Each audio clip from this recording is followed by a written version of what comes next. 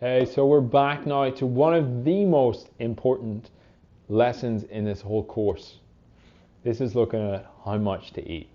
Now, I know I mentioned earlier that intermittent fasting is about when you eat, first and foremost. But if you do not get the right amount of energy in during your eating window, you're going to struggle to reach your goals.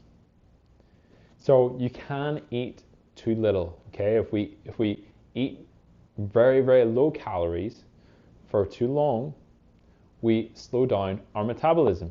This is bad for maintaining results. This is bad for our health and our energy. So you want to make sure you're getting enough and the right amount to still support weight loss. So the right amount to keep you healthy, but to make sure your body's burning fat as efficiently as possible if that's within your goals, okay? So I have a really simple, you can look up different calculators online. You can find 1,000 ways to figure out your right amount of energy intake and everything along the way. But this is a really simplistic way to look at it, and hopefully just gives you a bit of a range of what you could start with, okay? So this doesn't have to be definitive. This does not have to be the only calorie range you ever focus on, but this will give you an idea if you're in the right direction.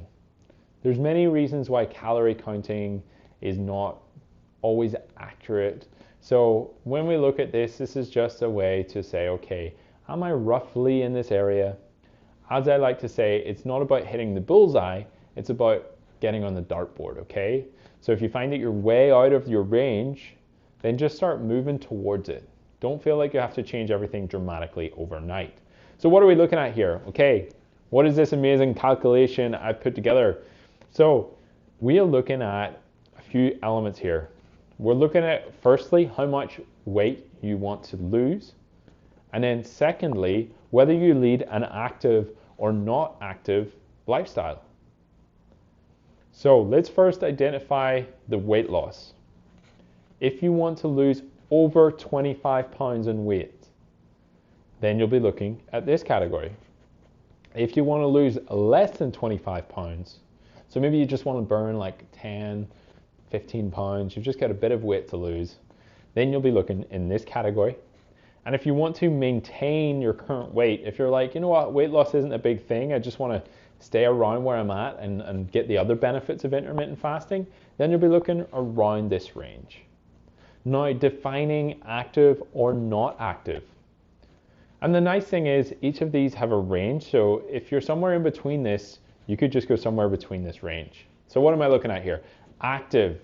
If you are exercising regularly, so you're actually making time in your week to go to the gym or to do a workout at home.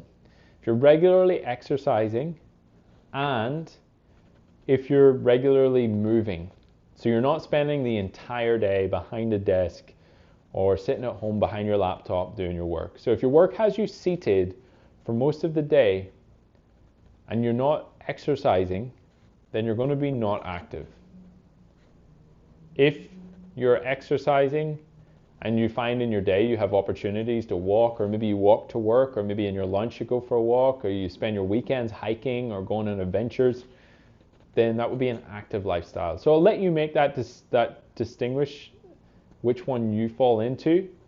I'll let you make that decision and decide whether you feel like you're generally not that active. Even if you go to the gym for like half an hour, a couple of days a week, if you're not moving much outside of that, I would still put you in the not active category, okay? So do be aware that the active side is what I mean in your whole day, not just if you do a really good workout for 30 minutes once a day. That's a really great thing to do. But generally, if you spend the rest of the day seated or lying down, there's probably not really, if you look at the day as a percentage of how much you're moving, it's really not that much, okay? So really come to a decision on that. And then you're going to take your current body weight and you're going to multiply it by these numbers. So let's keep this real simple. Let's give you an example. If someone is 200 pounds and they want to get down to 150 pounds, then they have over 25 pounds to lose. They would take their 200 and they would multiply their 200 pound in weight by one of these numbers to identify roughly how many calories they should be aiming for each day. So if they are active, 200 pound wants to get to 150, they'll probably be getting around 2,000 calories in their day. That would be a good goal for them to start with. If they're not active, they'll probably be aiming for around 1,600 calories in their day. Okay? And if they've got less than 25 pounds, you can get the idea, then multiply their number by 12 or by 10. And if they just want to maintain, say somebody's, about 150 pounds, and they just want to maintain that, and they're not active, they feel like they're 150 pounds, that's good for their height, and they're a really healthy weight, and they've reached their goals, and they just want to maintain that and still do intermittent fasting, then they're still going to be looking at around 1,800 calories in their day to maintain, okay, if they're not active.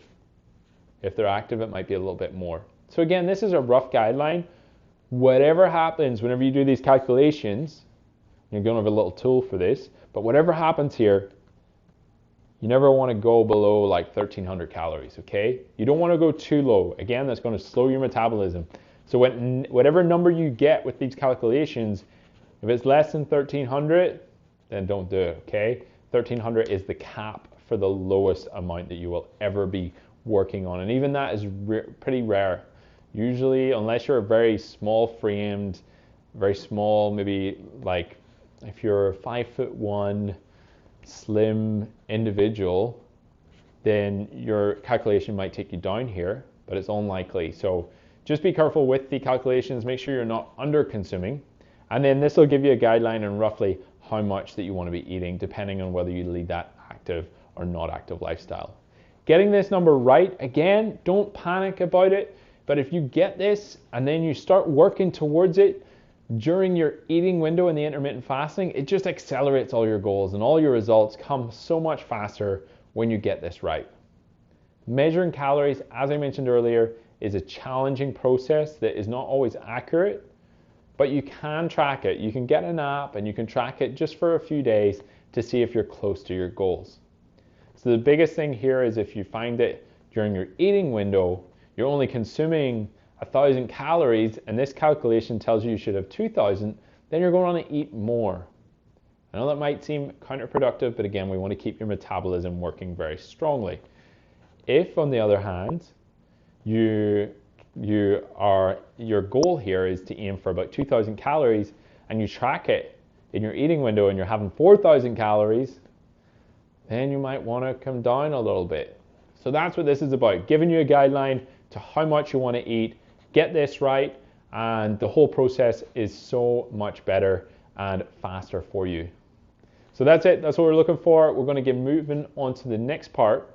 We're going to dig in a little bit more on nutrition. We're going to show you exactly what macronutrients are and what micronutrients are, and just how you can get a little bit of a grasp on how they might impact your overall goals and results, whatever approach you have to your nutrition.